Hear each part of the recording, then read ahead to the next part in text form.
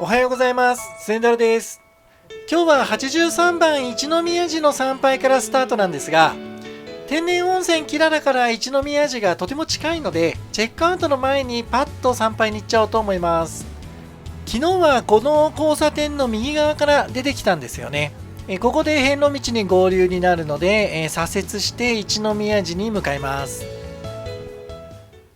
83番札所一宮寺です。ただいまちょうど7時なんですが、朝一のお寺はとっても気持ちが良くて得した気分です。ただ今日は風が強くて寒いんですよね。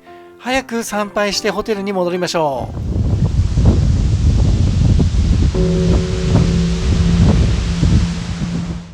本堂と大師堂を参拝して農協所で農協飲をいただきます。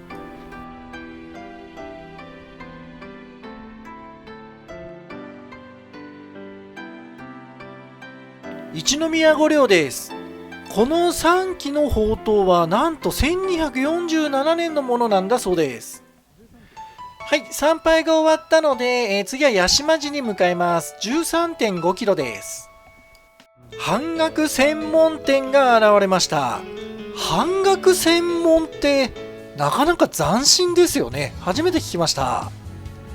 天然温泉キララに戻ってきました。さっさと荷物を取りまとめてチェックアウトします。ここも温泉自体はいいんですけど、宿泊棟が離れてるのがね、好き嫌い出ちゃいそうなお宿でした。当初の予定より朝一宮寺参拝した分小1時間、ロスになってるんですが、このロスをなんとかして取り返すべく今日は頑張って歩いて86番の志戸島で行きたいと思います。屋島寺まで残り 9.7 キロです。まだまだありますね。お遍路さんトイレあります。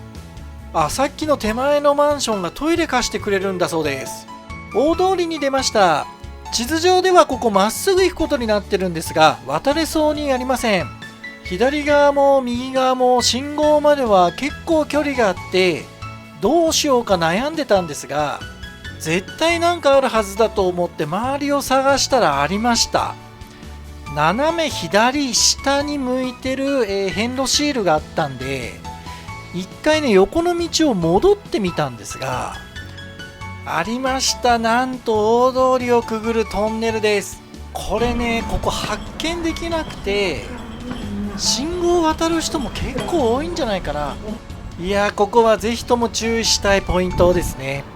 この辺りはひたすら川沿いを歩く道なので、車通りもなくて、歩きやすかったんですが、ついに大通りに合流しちゃいました。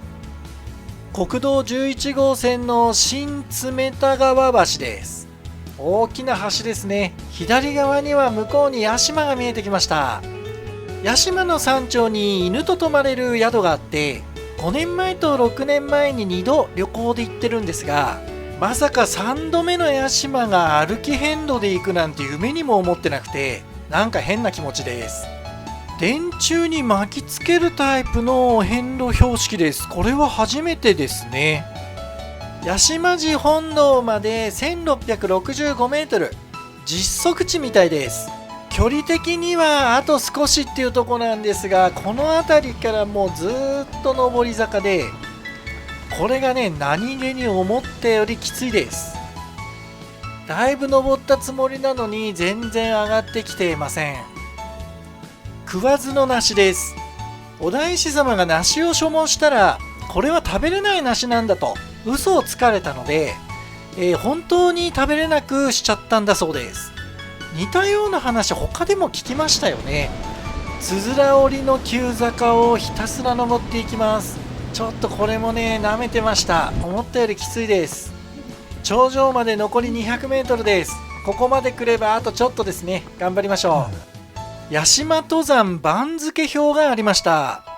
1位の大横綱はなんと2万回を超えてます。信じられません。計測期間から考えると1年に1000回以上登ってるんですよね。すごいです。84番札所屋島寺です。この屋島寺の近くに桃太郎っていうお宿があるんですが、そこが犬3頭でも泊まらせてもらえるとても貴重なペット宿の上にクオリティがすごく高くて、2年連続で行っちゃったんですけども、その時もこの辺りは犬連れて歩いたんですが、まさかこんな格好でねまた訪れるとは思いませんでした。巡り合わせっていうのはあるんですね。残念ながら鐘はつくことができないようです。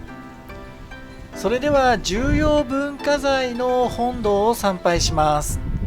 続いて大師堂を参拝して農協所で農協印をいただくんですが、ここで歩き遍路旅最大の失敗をしたことに気づきます。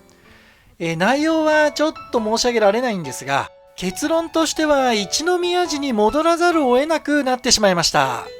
よりによって山の上で気づくというこの運のなさ。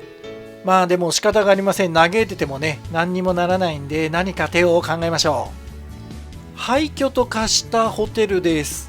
不気味ですね。ちょっと怖いです。展望台です。左前方に見える山が薬理寺がある五軒山です。今からあそこまで歩きます。とても綺麗な景色ですが、今から山を下ってまた登るのかと思うと気がめいります。屋島寺からの下りが相当きついっていう噂を聞いてるんですが、今日は天気いいから大丈夫かなと思ってたんですけど、よく考えたら昨日の夜雨だったんでね、ちょっと危険かもしれません。気をつけて降りるようにしましょう。いきなりね相当きつい下りなんですよ。しかも足場もあんまり良くなくて、獣の匂いもするしね、ちょっと怖い道ですね。想像以上に危ない道なので、自信のない方は通らない方がいいかもしれないですね。舗装路が見えてきたので一安心かと思ったら、舗装路を渡って向こう側にさらに遍路道があります。これ歩き遍路でもうお決まりのパターンですね。後半は、きついというよりも長い下りが続きます。柵があって通れなさそうに見えるんですが、これはイノシシ侵入防止柵です。開けたら必ず閉めるようにしましょう。ひたすら下ってきたので、もう足というか膝がガクガクです。だいぶ降りてきましたね。薬理寺は向こうに見える五軒山の中腹にあるそうです。屋島といえば何といっても源平合戦が有名ですが、ゆかりの地がたくさんあります。源義経の身代わりとして討ち死にした佐藤継信の墓です。ここはもともと安徳天皇の安宮があったようなんですが、壇ノ浦の戦いで崩御した後は、安徳天皇を祀る霊所になったんだそうです。思ったよりもさっきの下りが足にダメージあったみたいで、膝がねまあまあ痛いです。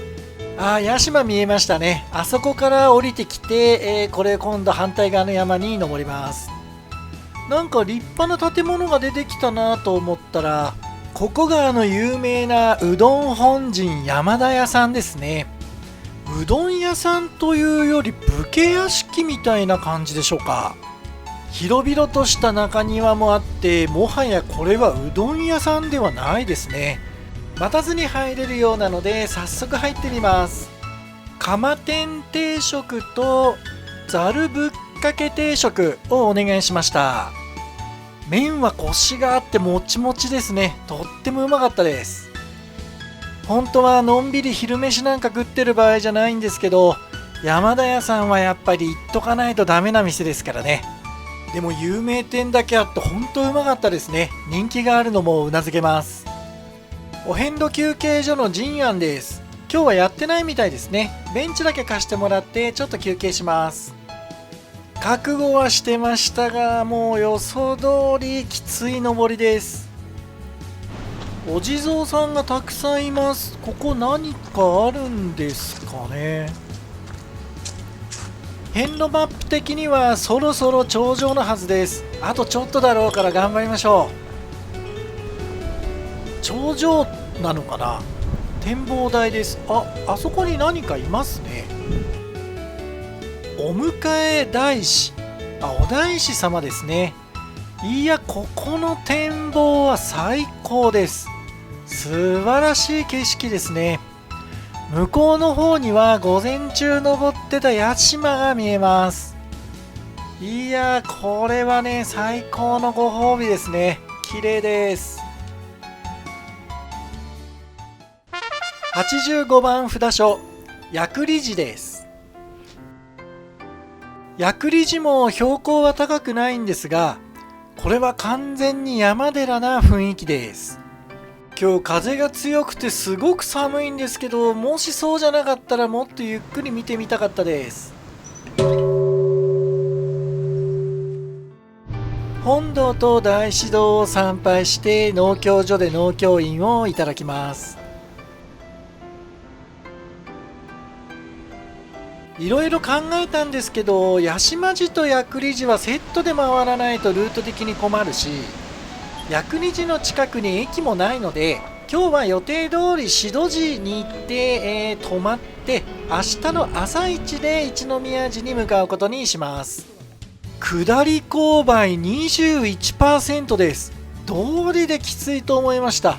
おかげでうちの妻の足が悪くなってきちゃったので、私が2人分のザックを担いで歩く羽目になってしまいました。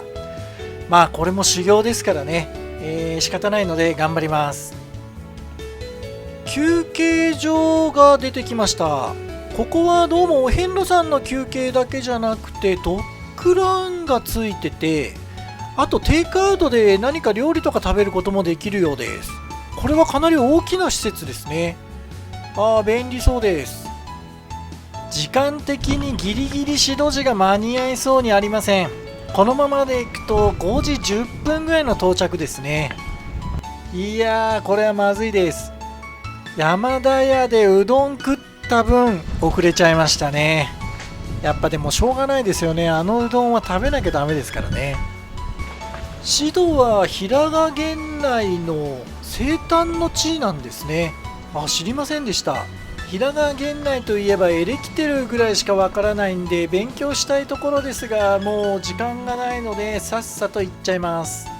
この辺りは大谷旅館さんと藤屋旅館さんが、宿であるんですが、今回は悩んだ末に藤屋旅館さんに泊まることにしました。